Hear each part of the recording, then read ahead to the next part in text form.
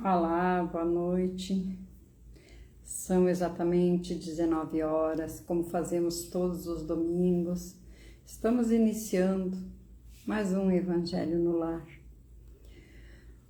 Hoje nós vamos falar sobre o capítulo 6 do Evangelho segundo o Espiritismo, que fala sobre o Cristo Consolador.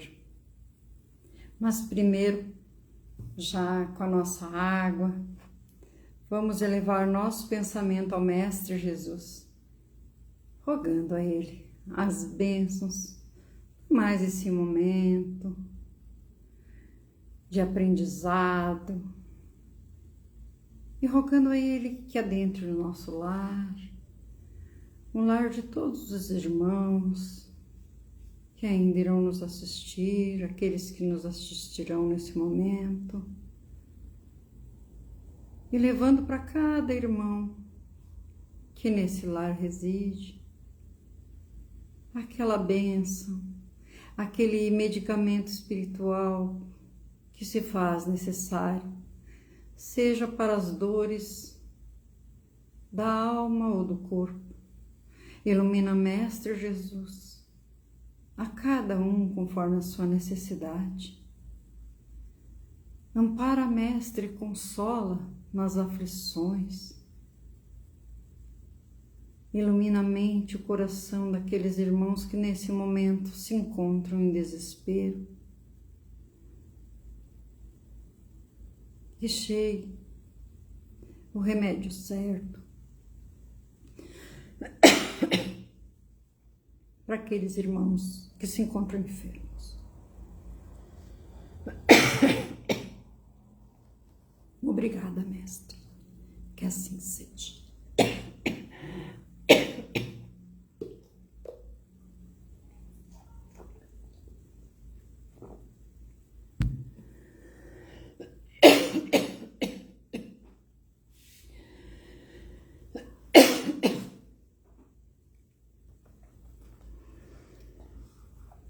Me afoguei com a saliva. Então, para quem gosta de nos acompanhar, vamos falar sobre o Cristo Consolador do capítulo 6 do Evangelho, que diz assim: Vinde a mim, todos vós que estáis aflitos e que estáis sobrecarregados, e eu vos aliviarei. Tomai meu jugo sobre vós e aprendei de mim, que sou brando e humilde de coração. E encontrareis o repouso de vossas almas, porque meu jugo é suave e meu fardo é leve. Isso está em São Mateus, capítulo 11, versículos 28 a 30. E no nosso estudo sistematizado, como sempre pegamos para nos auxiliar, nos diz assim: a quem em especial é dirigido o convite de Jesus? O convite é dirigido a todos, sem exceção. Entretanto, dirige-se mais especificamente aos sobrecarregados e aflitos. Nesses, o coração está ansioso por um consolo, por uma diretriz. O ensino de Jesus é melhor compreendido e aceito. Então aí vem o nosso Mestre Jesus, nos consolar, nos aliviar. Mas por que Jesus promete o alívio e não a cura de nossos males? Porque, sendo os nossos males consequências de maus procedimentos no passado ou nessa encarnação mesmo, né? A cura compete exclusivamente a nós. Porém, através do seu Evangelho, Jesus nos fornece os meios necessários para superar esses sofrimentos.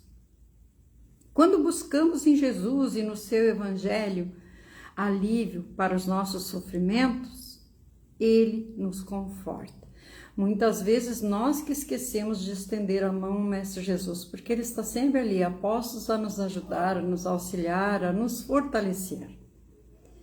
Como podemos conseguir a libertação dos nossos sofrimentos? Através da reforma íntima, modificando nossas atitudes e pensamentos, vivenciando as diretrizes do Evangelho. O que disso não for possível fazer nessa vida, Deus nos propicia a reencarnação como recurso para continuar buscando. Compete a cada um de nós, por intermédio do livre-arbítrio, direcionar nossas ações para o bem, edificando assim a nossa libertação. E por isso que nos fala aqui, né, que muitas vezes depende exclusivamente de nós a cura, porque tem coisas que nós mesmos procuramos. Às vezes não está no passado os nossos problemas, está nesse mesmo. Se gostamos de usar como exemplo, se comemos demais, né?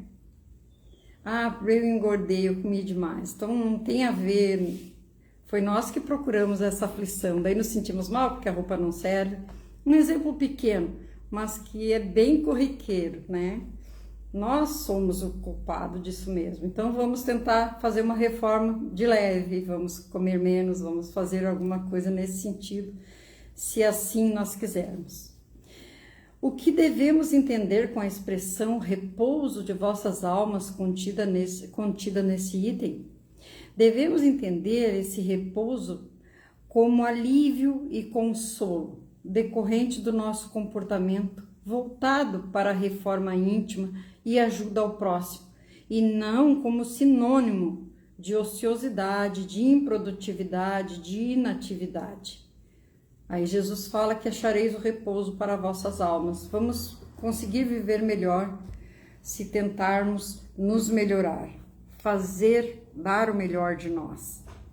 E aí, voltando para o Evangelho, diz assim: todos os sofrimentos, misérias, decepções, dores físicas, perda de seres queridos, encontram sua consolação na fé no futuro, na confiança, na justiça de Deus, que o Cristo veio ensinar aos homens. Sobre aquele, ao contrário, que não espera nada depois dessa vida, ou que duvida simplesmente, que a nossa vida continue depois da morte do corpo físico, as aflições se abatem com todo o seu peso, e nenhuma esperança vem suavizar-lhe a amargura. Eis o que levou Jesus a dizer: vinde a mim, todos vós que estáis fatigados, e eu vos aliviarei. Entretanto, Jesus coloca uma condição à sua assistência e à felicidade que promete aos aflitos. Essa condição está na lei que ensina. Seu jugo é a observação dessa lei. Por isso que ele diz que o jugo é leve. Mas esse jugo é leve e essa lei é suave, uma vez que impõe por dever o amor e a caridade. Então, se a gente procurar sempre agir com amor e com caridade, por isso que ele diz que o jugo é leve e a lei é suave. Onde encontramos, então, a consolação para os nossos sofrimentos? Na fé no futuro e na confiança na justiça de Deus, porque nada passa batido aos olhos do nosso Pai. Ele está sempre, se alguém nos faz alguma coisa, não precisamos nos preocupar. Ele está sempre alerta, sempre cuidando de todos nós que somos seus filhos. As aflições caem com todo o seu peso e nenhuma esperança vem suavizar a amargura daqueles que nada esperam depois dessa vida. Se a gente não tem esperança no futuro, na justiça de Deus, aí nós sempre vamos estar aflitos e desesperados. O que quis Jesus dizer com a expressão meu jugo é leve e suave é o meu fardo? O jugo de Jesus é a observação do seu evangelho, que aqui estudamos fraternalmente, e o seu fardo é leve, pois consiste em praticar o amor e a caridade. Esse jugo é leve, a lei é suave, pois que apenas impõe como dever o amor e a caridade. É só isso que Jesus quer de nós. Não é tão difícil. E aí teremos sempre o conforto e o consolo. Se vós me amais, guardais meus mandamentos, e eu pedirei a meu Pai, e ele vos enviará um outro Consolador, a fim de que permaneça eternamente convosco. O Espírito de verdade, que o mundo não pôde receber, porque não vê e o não conhece. Mas, quanto a vós, o conhecereis, porque permanecerá convosco e estará em vós. Mas o Consolador, que é o Santo Espírito, que meu Pai enviará em meu nome, vos ensinará todas as coisas e vos fará relembrar de tudo aquilo que eu vos tenha dito. Jesus promete um outro Consolador, o Espírito de verdade, que o mundo não conhece ainda, porque não está maduro para o compreender, que o Pai o enviará para ensinar todas as coisas e para fazer recordar aquilo que o Cristo disse. Se, pois, o Espírito de verdade deve vir mais tarde e ensinar todas as coisas, é que o Cristo não disse tudo. Se ele vem fazer recordar aquilo que o Cristo disse, é porque isso foi esquecido ou foi mal compreendido. E o Espiritismo vem no tempo marcado cumprir essa promessa do Cristo. O Espírito de verdade preside a sua instituição. Chama os homens à observância da lei e ensina todas as coisas, em fazendo compreender o que o Cristo não disse, senão por parábolas. O Cristo disse que ouçam os que têm ouvidos para ouvir. E o Espiritismo vem abrir os olhos e os ouvidos, porque fala sem figuras e sem alegorias. Ele ergue o véu deixado propositadamente sobre certos mistérios. Vem, enfim, trazer uma suprema consolação aos deserdados da terra e a todos aqueles que sofrem, dando uma causa justa e um fim útil a todas as dores. O Cristo disse: bem-aventurados os aflitos, porque serão consolados. Mas de que forma se achar feliz sofrendo, não sabendo por que se sofre? O Espiritismo lhe mostra a causa nas existências anteriores e na destinação da Terra, onde o homem espia seu passado. Mostra-lhe o objetivo naquilo em que os sofrimentos são como crises salutares que conduzem à cura e são a depuração que assegura a felicidade nas existências futuras. O homem compreende que mereceu sofrer e acha o sofrimento justo. Sabe que esse sofrimento ajuda o seu progresso e o aceita sem lamentar. Como obreiro, aceita o trabalho que deve lhe valer seu salário. O Espiritismo lhe dá uma fé inabalável no futuro e a dúvida pungente não mais se abate sobre sua alma, fazendo-o ver as coisas do alto. A importância das vicissitudes terrestres se perde no vasto e esplêndido horizonte que ele abrange, e a perspectiva da felicidade que o espera lhe dá a paciência, a resignação e a coragem de ir até o fim do caminho.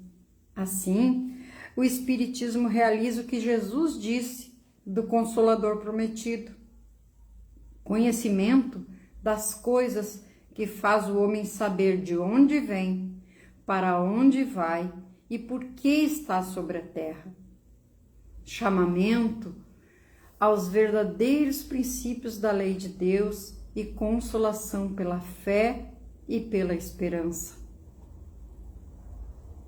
Venho, como antigamente, entre os filhos transviados de Israel, trazer a verdade e dissipar as trevas. Escutai-me, o Espiritismo, como antigamente minha palavra, deve lembrar aos incrédulos que acima deles reina a verdade imutável. O Deus bom, o Deus grande, que faz germinar a planta e eleva as ondas. Revelei a doutrina divina. Eu, como um ceifeiro, reuni em feixes o bem esparso na humanidade e disse: vinde a mim, todos vós que sofreis. Mas os homens ingratos se desviaram do caminho reto e largo que conduz ao reino de meu Pai, e estão perdidos nos ásperos e estreitos caminhos da impiedade.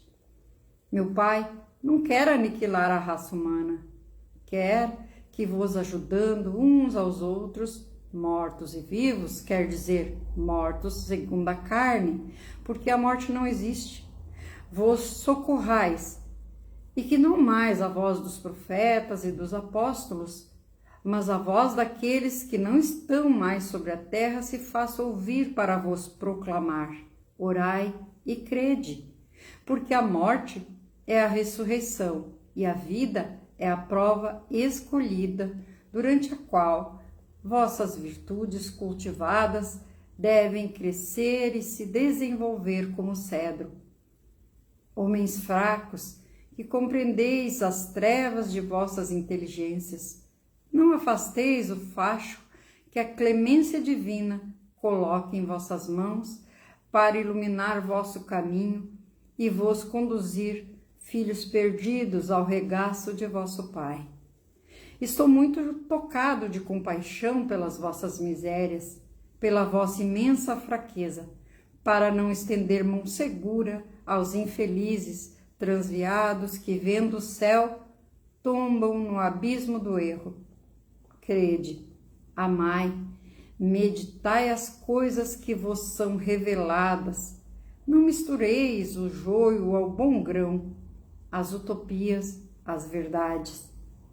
Espíritas, amai-vos, eis o primeiro ensinamento. Instruí-vos, eis o segundo. Todas as verdades se encontram no cristianismo. Os erros que nele se enraizaram são de origem humana. E eis que, além do túmulo, que acreditáveis o nada, vozes vos clamam: irmãos, nada perece. Jesus Cristo é o vencedor do mal. Sede os vencedores da impiedade. Isso nos falou o Espírito de Verdade, em Paris, em 1860. E continua muito atual. Venho ensinar e consolar os pobres deserdados. Venho lhes dizer que elevem sua resignação ao nível de suas provas. Que chorem, porque a dor foi consagrada no Jardim das Oliveiras, mas que esperem, porque os anjos consoladores virão também enxugar suas lágrimas. Olha que consolação, olha que conforto saber disso. Obreiros, traçai vosso sulco, recomeçai no dia seguinte a rude jornada da véspera.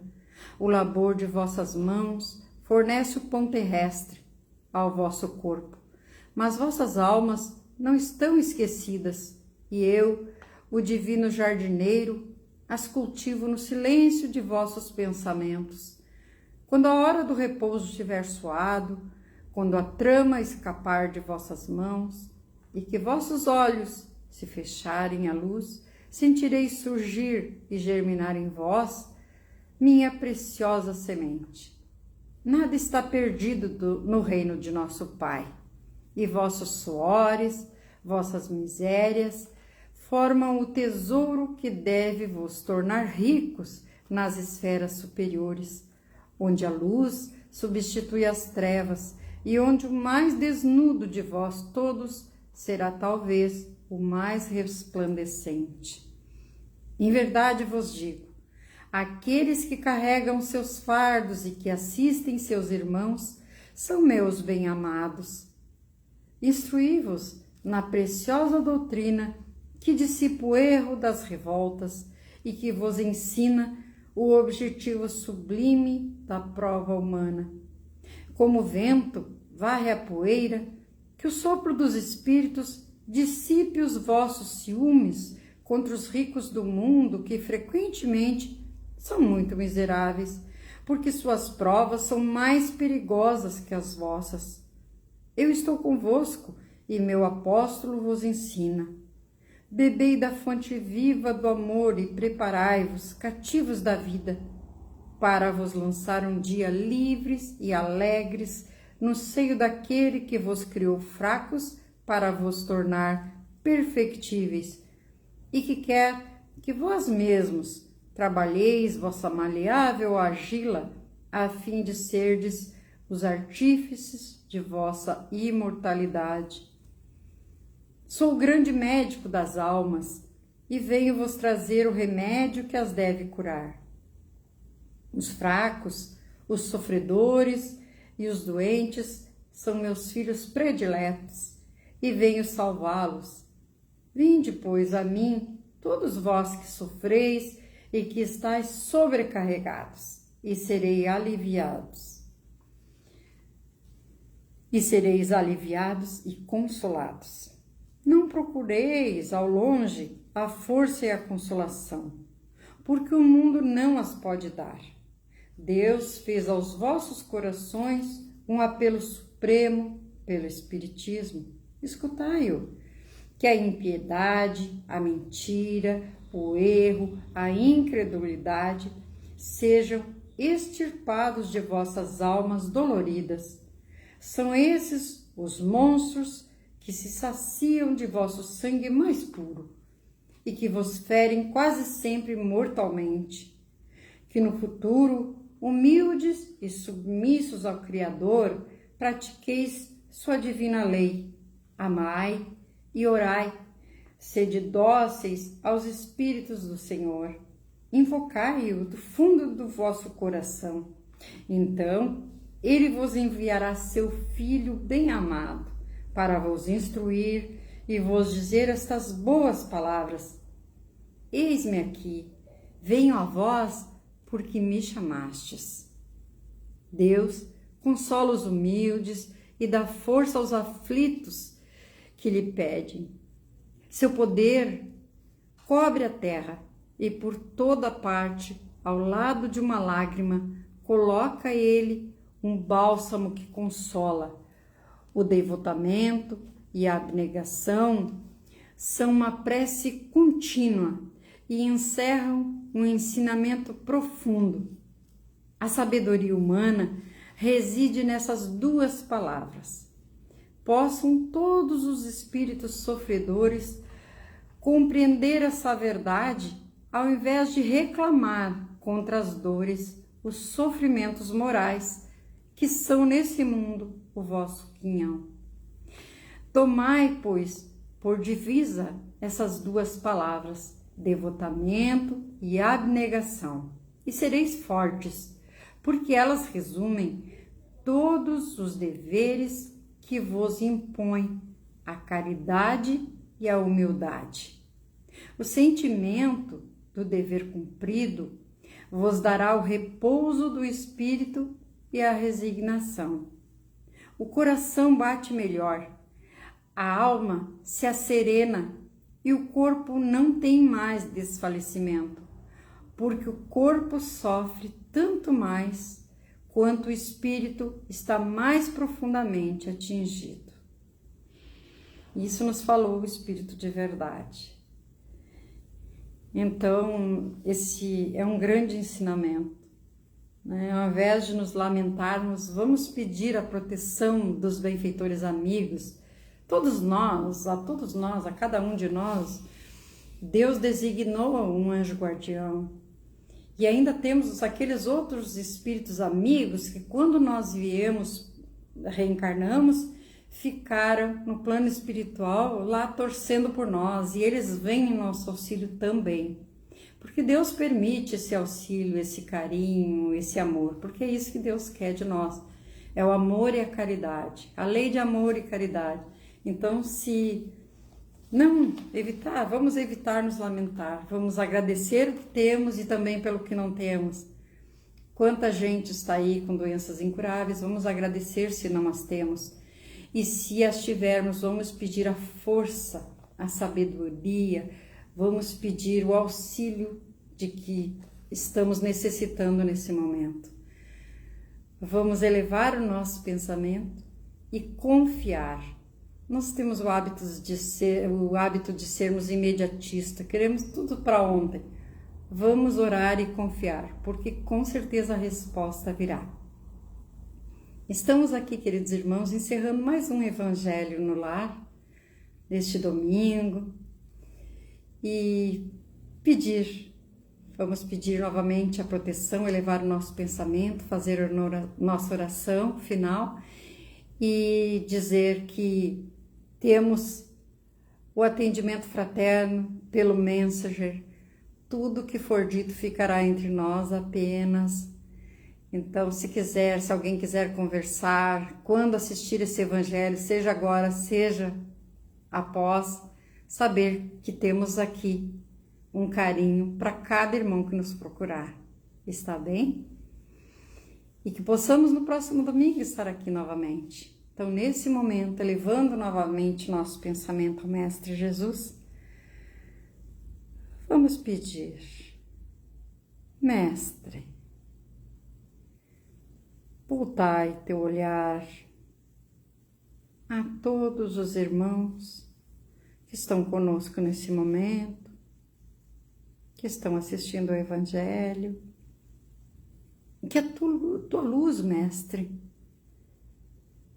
vai iluminando, chegando pela nossa cabeça, descendo, e que possamos sentir essa tua paz, esse teu amor fazendo a mudança em nós, Mestre. Porque aqui estamos como eternos aprendizes dos teus ensinamentos, daqueles exemplos de amor que tu nos deixastes. Que possamos nos fortalecer sempre no caminho do bem. Que possamos, Mestre, colocar em prática a tua lei de amor e de caridade.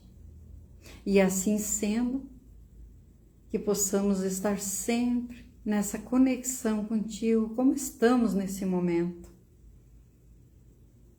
E que possamos, através dessa água que está sendo magnetizada, receber esse medicamento espiritual que necessitamos. Abençoa, Mestre Jesus, hoje e sempre. Muito obrigada e fique conosco, que assim seja. Um grande beijo, uma boa noite, obrigada pela companhia.